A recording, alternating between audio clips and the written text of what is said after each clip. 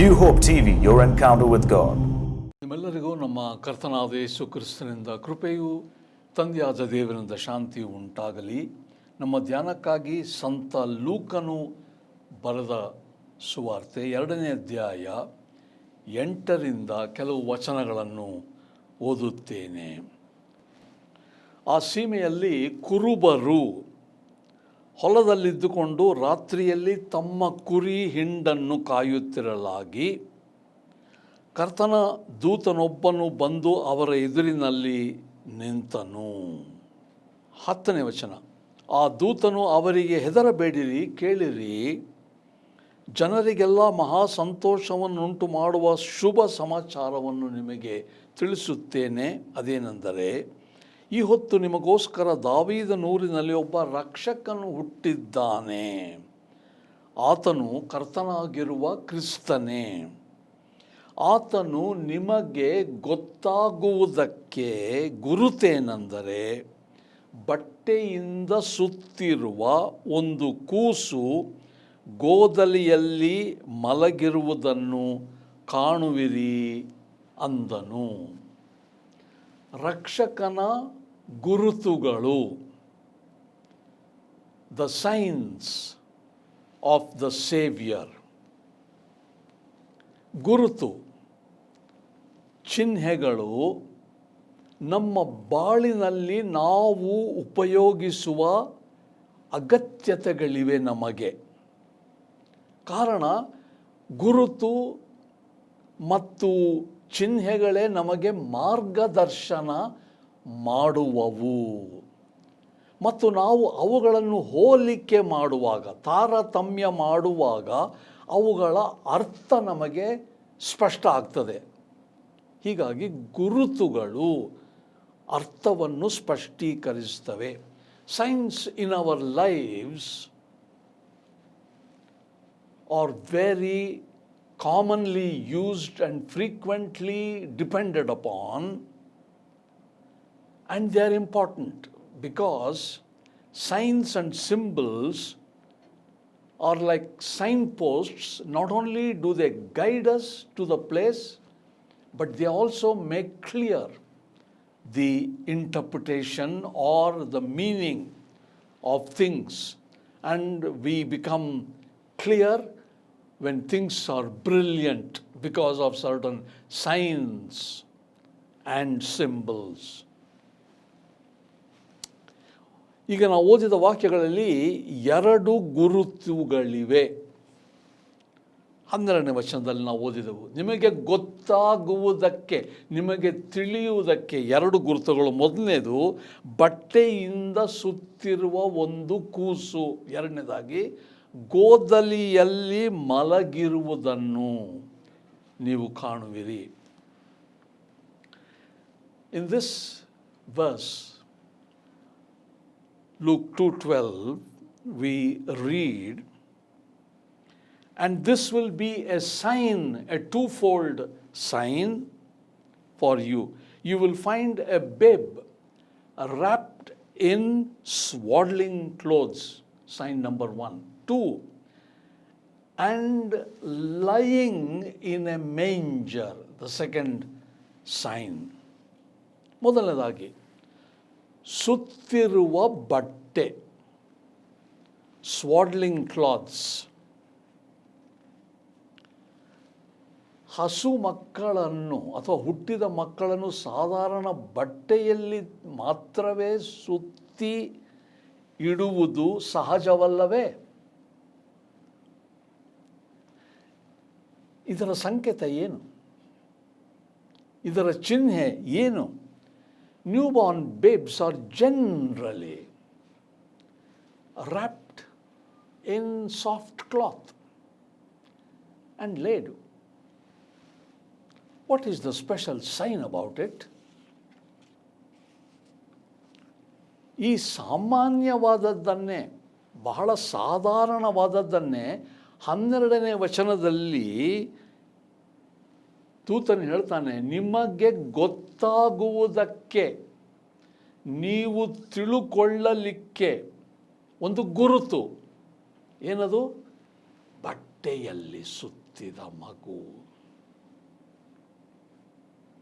ಅಂದರೆ ಈ ಸಾಧಾರಣವಾದದ್ದನ್ನೇ ಒಂದು ವಿಶೇಷ ಅಥವಾ ಅಸಾಧಾರಣ ರೀತಿಯಲ್ಲಿ ಹೇಳಿದ್ದರಲ್ಲಿ ಬೇರೆ ಏನೋ ಅರ್ಥ ಇದೆ ಎಂಬುದಾಗಿ. That this common wrapping cloth is mentioned as a special sign is important, because whatever is ordinary is mentioned as something extraordinary, and therefore there is a different meaning. There is a particular meaning, or there is a unique meaning. ಈ ವಿಶೇಷತೆ ಏನು? ಈ ಅಸಾಧಾರಣತೆ ಏನು? ಮೊದಲಿಗೆ ಈ ಸಂದೇಶ ಬಂದದ್ದು ಕುರುಬರಿಗೆ ಮಾತ್ರ, ಬೇರೆ ಯಾರಿಗೂ ಬರಲಿಲ್ಲ. ಕುರುಬರಿಗೆ ಈ ಸಂದೇಶ ಬಂದದ್ದು. ಇದೇ ವಿಶೇಷತೆ. ಏನಂದರೆ, ಕುರುಬರು ಹುಟ್ಟಿದಂಥ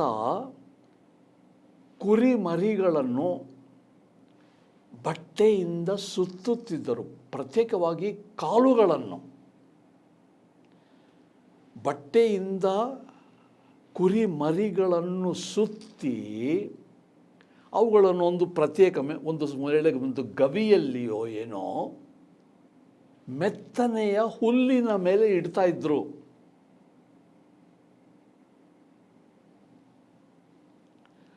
What was unique about this sign of a wrapping cloth was that this message came to the shepherds, none else. Reason? The shepherds would take the lambs, the newborn lambs, and wrap them in pieces of cloth. Particularly, they would ensure that their limbs would not be endangered. Wrap them in a particular cloth and carefully lay them on hay. So the softness of hay would protect these newborn lambs. ಕಾರಣ, ಆ ಮರಿಗಳಲ್ಲಿ ಕೆಲವು 1 ವರ್ಷ ಆದ ನಂತರ ದೇವಾಲಯದ ಯಜ್ಞಕ್ಕಾಗಿ ಆರಿಸಲ್ಪಡುತ್ತಿದ್ದವು. ಯಾಜಕರೇನು ಮಾಡ್ತಿದ್ರಂದರೆ, ಯಜ್ಞಕ್ಕೆ ಅರ್ಪಿಸುವ ಕುರಿ ಮರಿಗಳು ನಿಷ್ಕಳಂಕವಾಗಿರಬೇಕು, ಊನವಾದವುಗಳಲ್ಲ, ಪರಿಶುದ್ಧ ನಿಷ್ಕಳಂಕವಾದವುಗಳಾಗಿರಬೇಕು ಅಂಥವುಗಳನ್ನು ಆರಿಸ್ತಿದ್ರು. ಈ ಕುರುಬರ ಉದ್ದೇಶ ಏನಂದರೆ, ನಮ್ಮ ಕುರಿ ಮರಿಗಳು ಯಜ್ಞಕ್ಕೆ ನಿಷ್ಕಳಂಕವಾದ ರೀತಿಯಲ್ಲಿ ಆರಿಸಲ್ಪಡುವುದಕ್ಕೆ ನಾವು ಜೋಪಾನ ಮಾಡಬೇಕಲ್ಲವೇ? ಇದೇ ಉದ್ದೇಶ. What was this reason for taking such care for this newly Born lambs? When they grew up to be a year old, these lambs, some of them would be chosen for temple sacrifice, and the priests would ensure that these lambs are perfect, without any blemish. So these shepherds would wrap them in pieces of cloth, lay them on hay, and raise them so that they would be unblemished. ಈ ವಿಶೇಷ ಚಿಹ್ನೆಗಳು, ಗುರುತುಗಳು, ಈ ಸಂಕೇತದಿಂದ ಕುರುಬರು ಬಂದು ಈ ಮಗುವು ಬಟ್ಟೆ ಬಟ್ಟೆಯಿಂದ ಸುತ್ತಲ್ಪಟ್ಟು ಗೋದಲಿಯಲ್ಲಿ ಅಂದರೆ ಹುಲ್ಲಿನ ಮೇಲೆ ಇಡಲ್ಪಟ್ಟದ್ದನ್ನು ಕಂಡು ಏನು ತಿಳಿತು ಅವರಿಗೆ? ಅವರೇನು ತಿಳಿದಂದರೆ ಈ ಮಗುವಿನ ವಿಶೇಷತೆ ಏನು, ಈ ಮಗುವಿನ ಮುಖ್ಯತೆ ಏನೆಂಬುದಾಗಿ ಅವರು ಆಲೋಚನೆ ಮಾಡಿದರು. By the sign of swaddling cloths. And when they saw this babe kept in a manger on hay, not on a bed or a mattress, they came to know the importance of this sign.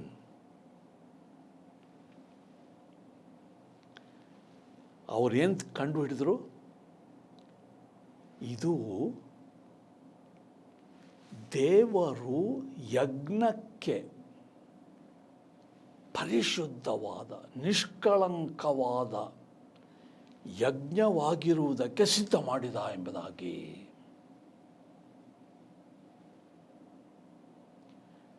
When they came and saw this child wrapped in swaddling cloths and kept laid on a hay mattress, as it were, in a manger, the meaning flashed and they said, this is the sacrificial lamb that God has prepared. Like we prepare lambs for sacrifice. ನಾವು ಯಜ್ಞಕ್ಕೆ ಕುರಿ ಮರಿಗಳನ್ನು ಜೋಪಾನವಾಗಿ ಕಾಪಾಡುವಂತೆ ದೇವರು ತಯಾರು ಮಾಡಿದಂಥ ನಿಷ್ಕಳಂಕವಾದ ಯಜ್ಞದ ಕುರಿ ಮರಿ. ಮೊದಲನೆಯ ಸಂಕೇತ ಇದು. This was the first sign they saw. ಎರಡನೇ ಸಂಕೇತವೇನು? ಗೋದಲಿಯಲ್ಲಿ ಮಲಗಿಸಿ ಇರುವ ಮಗು. The first sign was the swaddling cloths and the second was babe lying in a manger. ಏಕೆ ಗೋದಲಿ? ಎಲ್ಲರಿಗೂ ಗೊತ್ತು, ಛತ್ರದಲ್ಲಿ ಸ್ಥಳವಿಲ್ಲದ ಕಾರಣ. ಅದಕ್ಕೆ ಗೋದಲಿಯೋ ಯಾವುದಾದ್ರೂ ಒಂದು ಹೋಗೋ ಬರುವ ಸ್ಥಳದಲ್ಲಿ ಒಂದು ದಾರಿ ಅಥವಾ ಯಾವುದೋ ಒಂದು ಸಣ್ಣ ಕೊಠಡಿ ಇರಲಿಲ್ಲವೇ? ಕಾರಣ ಗೋದಲಿಯಲ್ಲಿ ಮಾತ್ರ ಹುಲ್ಲು, ಗೋದಲಿಯಲ್ಲಿ ಮಾತ್ರ ಹುಲ್ಲು. ಹುಲ್ಲಿನ ಮೇಲೆ ಮಲಗಿದ್ದು ಬಟ್ಟೆಯಲ್ಲಿ ಸುತ್ತಲ್ಪಟ್ಟು ಹುಲ್ಲಿನ ಮೇಲಿಟ್ಟ ಮಗು ಅವರಿಗೇನು ಜ್ಞಾಪಕ ಬಂತು? ನಾವು ನಮ್ಮ ಕುರಿ ಮರಿಗಳನ್ನು ಬಟ್ಟೆಯಲ್ಲಿ ಸುತ್ತಿ ಹುಲ್ಲಿನ ಮೇಲೆ ಇಡ್ತಾ ಇದ್ವಲ್ಲ, ಅದೇ ಪ್ರಕಾರ ಗೋದಲಿಯಲ್ಲಿ. Why a manger? Obviously we read there was no place, no room in the inn, and therefore why a manger? Why not a hallway? Why not another small room? It was a manger because there was hay, the soft hay, and that was the sign of God, that in a manger there is hay and the child was laid. ಹುಲ್ಲು ಮೆತ್ತನೆಯದು, ಮಗುವಿಗೆ ಹಾನಿ ಆಗಲಿಲ್ಲ. ಹೋಲಿಕೆಗೆ ಸಾಧ್ಯ ಆಯಿತು. ನಾವು ಹೇಳಿದೆವು, ಚಿಹ್ನೆಗಳು ನಮಗೆ ಹೋಲಿಕೆ ಮಾಡುವುದರಿಂದ ಅರ್ಥವು ಸ್ಪಷ್ಟೀಕರ ಆಗ್ತದೆ. The reason why hay and manger is mentioned is because it was a soft place where the child was laid. And therefore this sign of a manger and hay was possible for these shepherds to make a connection of this sign with what they used to do with the lambs.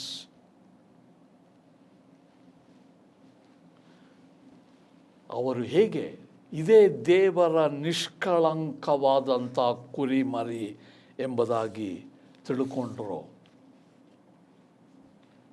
ಗುರುತುಗಳು ಮುಖ್ಯ. And when they saw this babe wrapped in swaddling cloths, laid in a manger on hay, they said, "This is the Lamb of God that He has prepared, the unblemished, perfect Lamb of God to be offered as a sacrifice." ಯೋಹಾನ 1:29 ಯೇಸು ಕ್ರಿಸ್ತನು ದೀಕ್ಷಾಸ್ನಾನ ಮಾಡಿಸಿಕೊಳ್ಳಲಿಕ್ಕೆ ಬಂದಾಗ ಸ್ನಾನಿಕನಾದ ಯೋಹಾನನು ಯೇಸುವನ್ನು ನೋಡಿ ಏನು ಹೇಳ್ತಾನೆ? ಇಗೋ, ಲೋಕದ ಪಾಪವನ್ನು ಹೊತ್ತುಕೊಂಡು ಹೋಗುವ ದೇವರ ಕುರಿ.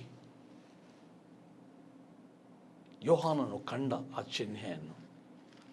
When Jesus came to John the Baptist to be baptized, John looked at him and he said, "Behold, look at the Lamb of God, that perfect, unblemished Lamb of God which takes away the sin of the world."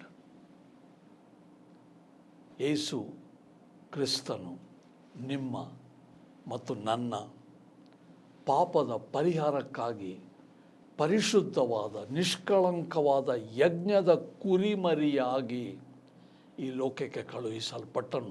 ಇದನ್ನು ಕುರುಬರು ಈ ಗುರುತಿನಿಂದ, ಸಾಧಾರಣವಾದ ಗುರುತು, ವಿಶೇಷತೆ ಇಲ್ಲದ ಗುರುತಿನಿಂದ ಕಂಡು ಹಿಡ್ಕೊಂಡರು. For your sins and mine, God prepared and sent this perfect Lamb of God, unblemished Lamb of God, for the forgiveness of our sins. And this ordinary sign, nothing great about it, very ordinary sign, the shepherds saw, and they discovered in Jesus that He is the Lamb of God which taketh away the sin of the world. ಬಟ್ಟೆಯಿಂದ ಸುತ್ತಿದ ಮಗು, ಗೋದಲಿಯಲ್ಲಿ ಮಲಗಿರುವ ಮಗು, ಸಾಧಾರಣವಾದ ಚಿಹ್ನೆ. 12ನೇ ವಚನ, ನಿಮಗೆ ಗೊತ್ತಾಗುವುದಕ್ಕೆ ಬಟ್ಟೆಯಿಂದ ಸುತ್ತಿದ, ಗೋದಲಿಯಲ್ಲಿ ಮಲಗಿದ. Very ordinary sign. Verse 12, and this will be a sign for you, that you may realize, that you may interpret, that you may understand. What is the sign? You will find a babe wrapped in swaddling cloths, ordinary, but with great meaning. ಇದೆ ಕ್ರಿಸ್ತ ಜಯಂತಿಯ ಕೊಡುಗೆ. ಸಾಧಾರಣವಾದ ಚಿಹ್ನೆ, ಅತಿ ವಿಶೇಷವಾದ ಅರ್ಥ. This is the sign and this is the gift of Christmas, the ordinary sign, wrapped in swaddling cloths, laid in a manger, the perfect Lamb of God. ಪ್ರಾರ್ಥನೆ ಮಾಡೋಣ. ವರ್ಣಿಸಲು ಅಶಕ್ಯವಾದಂಥ ಈ ವರಕ್ಕೆ ನಾವೇನು ಕೊಡೋಣ ಎಂಬುದಾಗಿ ಪೌಲನು ಪ್ರಶ್ನೆ ಮಾಡಿದ್ದಾನೆ. ಸ್ವಾಮಿ, ಸಾಧಾರಣವಾದ ಸಂಕೇತ, ಆದರೆ ವಿಶೇಷವಾದ ದೀರ್ಘ ಆಳವಾದಂಥ ಅರ್ಥ. ಬಟ್ಟೆಯಲ್ಲಿ ಸುತ್ತಿದ ಮಗು, ಗೋದಲಿಯಲ್ಲಿ ಮಲಗಿದ ಮಗು, ನಿಮಗೆ ಗೊತ್ತಾಗಲಿ ಎಂಬುದಾಗಿ ಈ ಗುರುತುಗಳು ನಮಗೆ ಕೊಡಲ್ಪಟ್ಟಿವೆ. ಅಲಕ್ಷ್ಯ ಮಾಡಿದ್ದರೆ ನಮ್ಮನ್ನು ಕ್ಷಮಿಸು ಸ್ವಾಮಿ. ಇದೇ ಕ್ರಿಸ್ತ ಜಯಂತಿಯ ಕೊಡುಗೆ. ಅಂದರೆ ನಮ್ಮ ಪಾಪ ನಿವಾರಣೆಗಾಗಿ ನಿಷ್ಕಳಂಕವಾದ ಯಜ್ಞದ ಕುರಿ ಮರಿ ಯೇಸು ಕ್ರಿಸ್ತನೆಂಬುದಾಗಿ ನಾವು ಸ್ವೀಕಾರ ಮಾಡ್ತೇವೆ. ನಮಗೆ ನಿನ್ನ ರಕ್ಷಣೆಯ ಭಾಗ್ಯವನ್ನು ಕೊಟ್ಟು ನಡೆಸಬೇಕೆಂದು ನಮಗೋಸ್ಕರ ಹುಟ್ಟಿದಂಥ ಈ ರಕ್ಷಕನ ಹೆಸರಿನಲ್ಲಿಯೇ ನಿನ್ನನ್ನು ಪ್ರಾರ್ಥಿಸ್ತೇವೆ ತಂದೆಯೇ. ಆಮೆನ್.